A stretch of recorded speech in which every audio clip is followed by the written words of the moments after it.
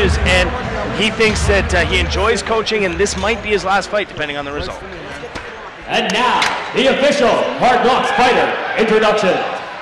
In the Rig Pig Apparel blue corner, he's 0-1 as a professional, 29 years old, and stands 5 feet, 7 inches tall. He weighed in at 145 1/2 pounds, fighting out of Team Capstar from Extreme Couture, out of Toronto. Please welcome Hard Knocks fighter, Reza Kamali!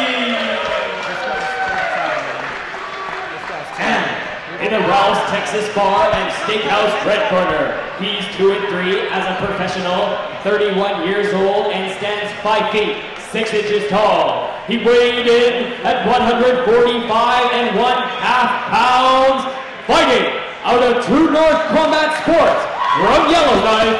Please welcome fighter Patrick.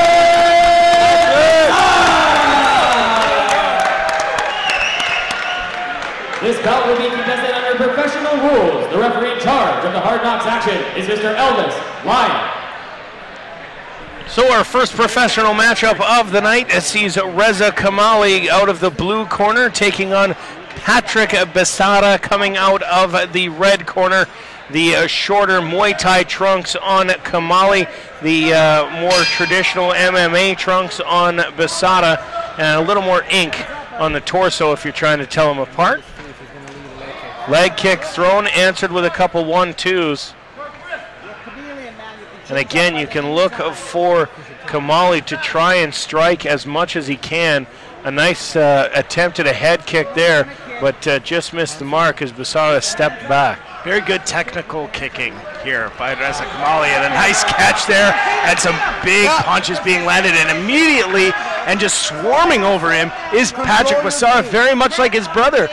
Sees that opportunity to swarm and does immediately. Again, knows he needs to limit the space he gives Reza Kamali, respecting the striking and wanting to go down to the ground as soon as he could. Good positioning, being patient here on the ground. Again, it's a chess game on the ground, so you don't need to rush. You just need to be effective when you do choose to strike.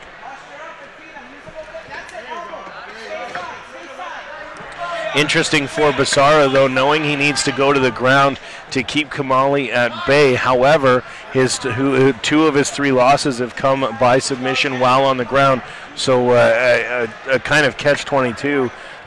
Knowing that your losses have come via the ground game, but knowing that you need to get to the ground if you want to limit the damage of your opponent. Absolutely, and it's something that, and we talk about a nice switch again.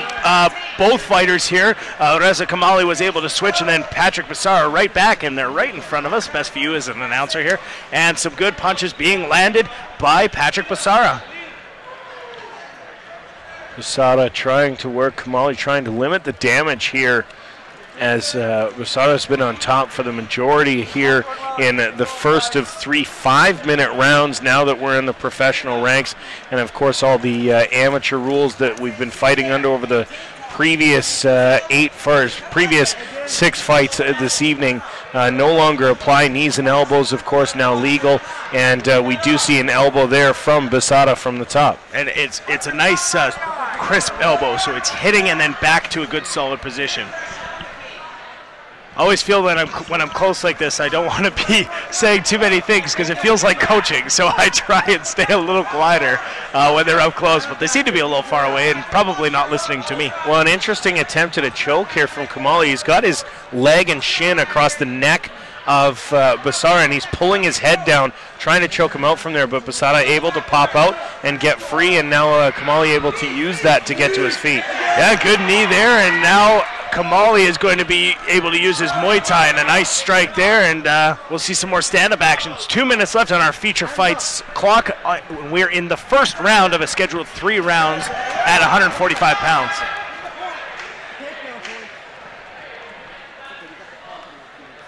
Besarravs now has Kamali up against the cage.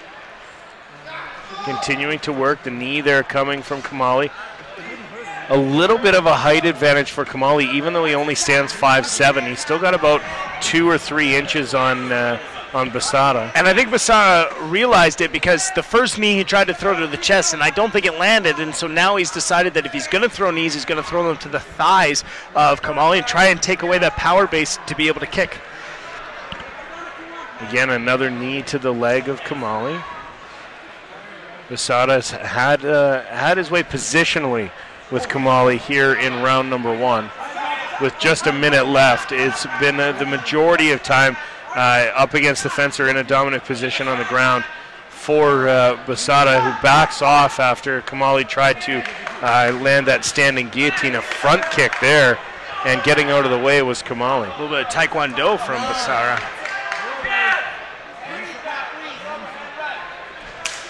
A running kick sounded really good. Sounded very good from here as Besarra lands the big kick to the midsection of Kamali.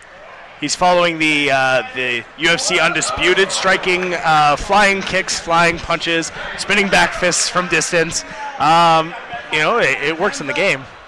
Big breaths being drawn by Besarra here as Kamali tries to land another punch. Found himself off balance, looking for the quick up kick there, and was unable to score it.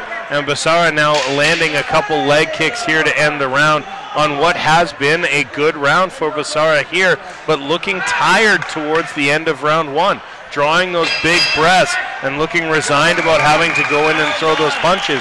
So we'll be interested to see what round 2 looks like as we mentioned earlier, Patrick Besarra's never gotten to a third round. Kamali's never been out of the first round in his short-lived professional MMA career. So both of these guys getting into the deeper waters as professionals. As we look at the replay here, there's the running kick, and then we're going to see the, I believe the running Superman punch as well is going to be coming just after the end of that replay. And we look at both these fighters are doing effective jobs when they are in their element. When Reza Kamali had the Muay Thai clinch, you could see that Muay Thai experience being able to drop those knees.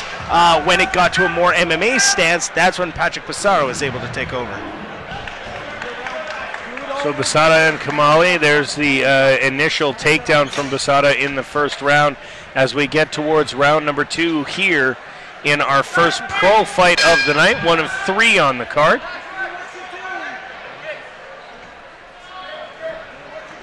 And a lot of these guys set up their training to be able to recover in short amount of time. So they train hard sprinting or hard sparring and a good kick and a follow-up punch by Besarra. And they train and then they recover very quickly and then back into 5 minutes of hard work. And it looks like Besarra looks very energized coming in, and we'll see if he's able to hold that for 5 rounds. A big swing, just misses, and now a takedown by Patrick Besarra. A nice throw there from Besarra, and again lands on top of Kamali, and you can again see him trying to work that into mission control. That leg out under the neck, but now in the full guard, stretching Besarra out. Besarra also postured up to try and land a couple punches. And there we go. I was supposed to say he's pushing him right up back to hear a bit more of our coaching advice, but turns out that they're a little further away as they continue to drop strikes. And I think this is more of a little bit of a rest here for Patrick Besarra, and being told by the official that he's got to work. And an arm isolated here and back in immediately. I think Patrick Besarra had a little momentary lapse of concentration, and Reza Kamali almost was able to isolate one of those arms. And now trying to pass is Patrick Besarra. Kamali, every time Besarra gets him up against the cage, manages to find a way to put his foot on the cage and push off and get a little bit of distance so that Besarra can't use the cage as a weapon. Nice elbow there from the top as Besarra, again, you can't afford to give up this amount of time with your opponent on top of you like this. We've seen it in several decisions already tonight that the guy in the third, the guy with the dominant position gets the win on the judges' scorecards. Yeah, and Besarra is earning every one of these takedowns and is staying busy. He's got Kamali pushed up again with his head and takes away that foot off the cage defense that he is. And again, a bit of trying to isolate an arm and trying to get free. And big bombs being dropped by Besarra in kind of a how dare you try and armbar me fashion. And Besarra quick to jump on Kamali again. In the last round, Kamali was able to use that submission attempt for a break and the ability to pop back up, but unable to do so here. And with just over 2 minutes left, as per our feature fight clock, again, it's Besarra on top and Kamali doing what he can to try and escape from the bottom, but in the short term, unable to do so. And just, again, holding on is Besarra. You see Kamali looking up to the official saying, what, I'm just sitting here, he's not doing anything. But tough to call somebody up when they're in a submission attempt. But up here now, and a nice knee to the head, and back standing. Now guillotine, a standing guillotine, and this is now, I think, my 9th time calling a Hard Knocks event, and I think every single time somebody tries one of these standing guillotines and ends up on their back, and it's something, again, I'm not an MMA expert. I've been watching it. I'm a fan. I'm a wrestler, and I've done some training, but this is something that I keep trying to say. The standing guillotine to your back in late rounds does not work because both fighters are way too sweaty, and if you do hold on to it, you end up burning out your arms and tiring yourself out. And this is a prime example. Besarra ends back on top, and it looks good to the judges because, again, he's back on top. He'll stand them up after not much action coming from the bottom, and we'll see how long this fight stays on its feet as Kamali now looks to press forward, hoping to maybe save the round with just under a minute to go in round number 2. Besarra throws big punches, and he's able to take down Kamali again.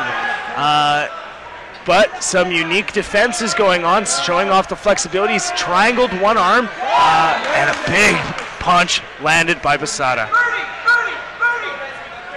So you can hear the coaches of Patrick Besarra letting him know that there are 30 seconds left in round number 2, a round that he has stayed on top for the majority of and has done a good job of working the ground game and winning the round, and he will likely get into the 3rd round for the first time in his career, and for just the 2nd time as a fighter for Reza Kamali. Not a lot of time to get into a 3rd round, but he will also get into a 3rd and final round. Now, an interesting note, Jeremy, Ren Besarra not in the corner here of Patrick Besarra, as Patrick was not in Ren's corner earlier. We did see that I was talking to Patrick earlier. He said that the only time a fight of his went to the 3rd round, his brother threw in the towel between the 2nd and 3rd round, said he wasn't able to go. Patrick didn't know that, got ready for the 3rd round, came out for the 3rd round, only to be told his corner had stopped the fight. So certainly not going to happen with Vince from Dynamic in your corner. He will always push for you to go on one leg with one eye, with one arm having been torn from your body. Vince will try and convince you that you're good to go for the 3rd round, and I'm sure that's what he's doing here with Patrick Besarra.